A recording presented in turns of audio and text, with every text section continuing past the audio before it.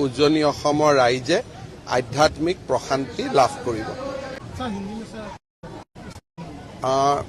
आज हमारा डिब्रूगढ़ में एक इस्कॉन का भव्य मंदिर का शिलान्यास हुआ, भूमि पूजन हुआ।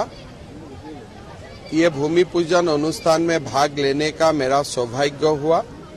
मेरा मानना है कि जल्दी ही ये मंदिर बन जाएगा और डिब्रूगढ़ का और साथ में हमारे पूरा अपर असम का जो हमारा जनता है सबको एक स्पिरिचुअल प्लेस मिल जाएगा।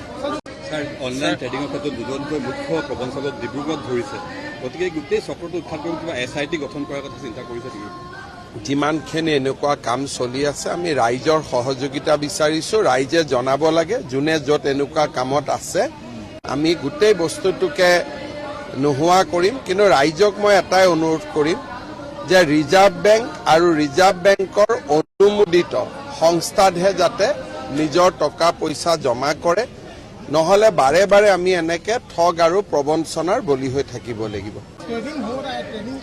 हम लोगों ने अपना जो भी जिम्मेदारी है वो निभाने का कोशिश कर रहा हूँ। एक्शन शुरू हो गया है और हम ये पूरा जो स्कैम है ये स्कैम को हम उजागर करके रखूंगा। डिब्रूगढ़ में बहुत सारा अभी तक शायद 30 से ऊपर लोग अरेस्ट हुआ है। डिब्रूगढ़ में बहुत सारा चिकित्सक का नाम आ रहा है आसाम मेडिकल कॉलेज। देखिए मैं व्यक्तिगत होने नहीं चाहूंगा, वो मेरा काम नहीं है, ये तो आप लोगों का काम है।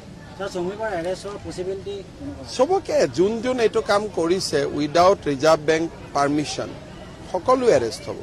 কোনো মই ব্যক্তিগত কোনোবাৰ নাম ল'ব খোজা নাই, কিন্তু যোনে এই কাৰবাৰটোৰ লগত জড়িত আছিল আৰু ৰিজাৰ্ভ বেংকৰ অনুমতি নোহোৱাকৈ আমাৰ দেশত কোনেও বিত্তীয় লেনদেন কৰিব নোৱাৰে।